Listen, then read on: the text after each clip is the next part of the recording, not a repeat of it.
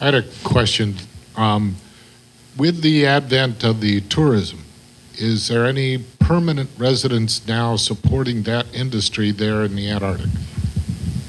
Well, yes and no. There are permanent infrastructure. The Russians in particular have now established a base called White Desert. You can find it on Google, which you can find everything else.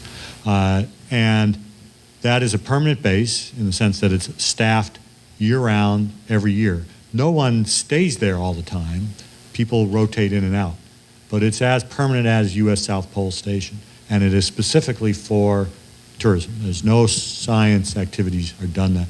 The science activities are done at the nearby base. It's sort of like what Rick was saying, a separation between the tourist base and the science base. The Russian science base is nearby, called Novolazarovskaya, and the tourist base is White Desert, and they share a common runway, the same flights out of South Africa. It's quite a nice operation. To my mind, it's the best model in terms of logistics and commercial, mix of commercial and government-funded activities in the Antarctic. It's much better than the U.S. program, which the U.S. program does not have any shared activities with commercial partners, whereas the Russians on the other side of the continent, their flights, I went down with them last year, half the seats are people who are with government research labs, and half the seats were people who were buying tickets like you'd buy a ticket to go to South America. So it's a nice mix. I have a question. Go ahead. The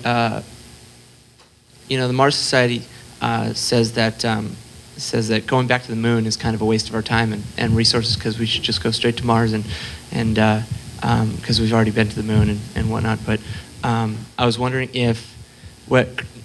Dr. McKay, I was wondering what your views of what the moon could support a mission to Mars, and what we should do first and second and third, and like that. Yeah, it's a very good question, and it's an important question, and it's a timely question. And the first answer I would give is that whether or not the moon is useful for Mars, we should have a long-term research base on the moon. The moon is interesting enough that I can't imagine we could really think of ourselves as being a spacefaring nation, or we cannot in the U.S. establish our preeminence in space if we do not have a long-term base on the moon. So I think that should be taken as a given.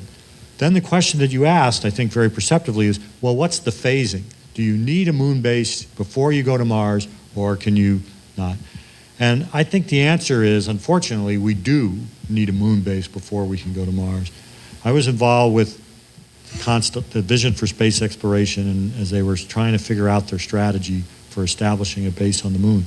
So you've got this room of engineers working up the architecture, and it's just really hard.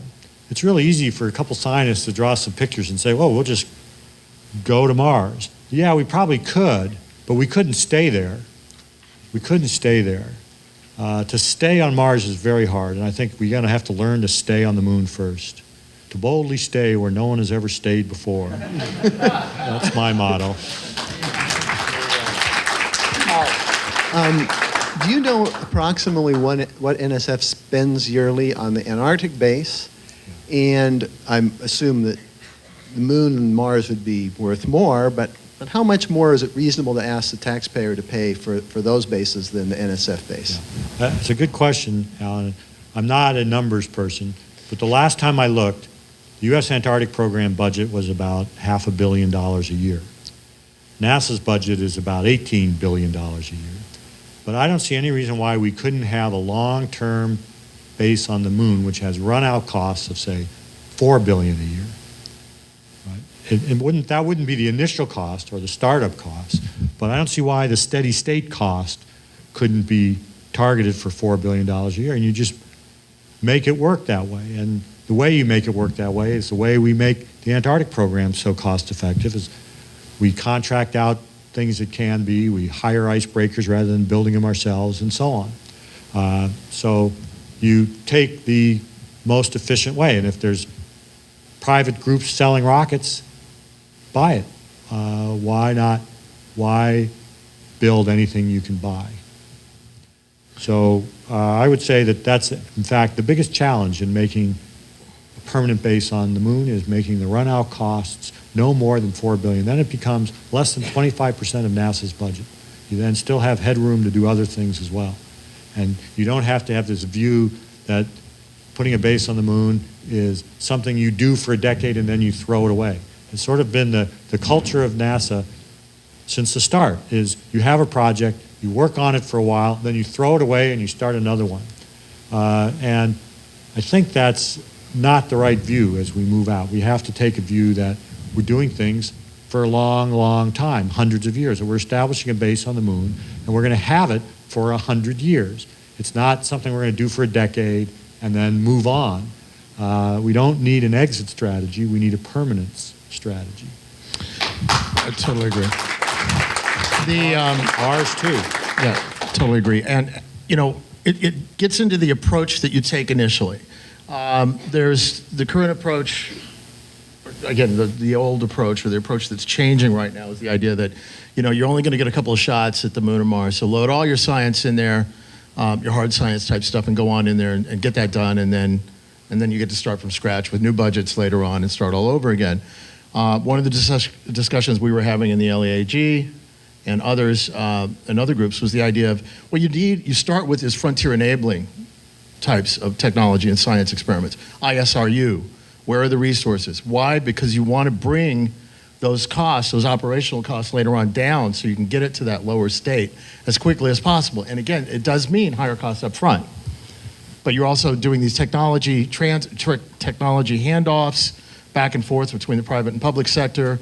But what you're going in to look for, you don't immediately go in and start studying the history of the solar system based on the moon unless you can do so incidentally.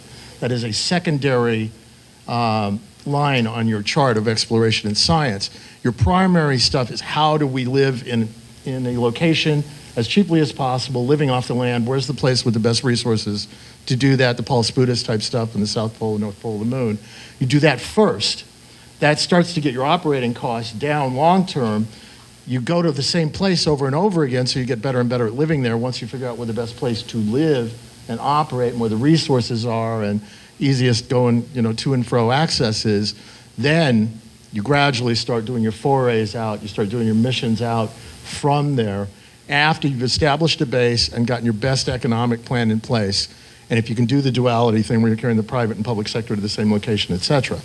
So it's a different approach from the abandoned in place kind of argument. The salvage stuff, we're done with it, now you can claim it as salvage and use it. This is a permanent strategy from day one, and you build it in, you look at the private sector from day one. They're not your competitors, they're your partners. And from the science point of view, that's the way it should be done. You start, I'm going to do this on the moon for 100 years. Right. I plan it from the start.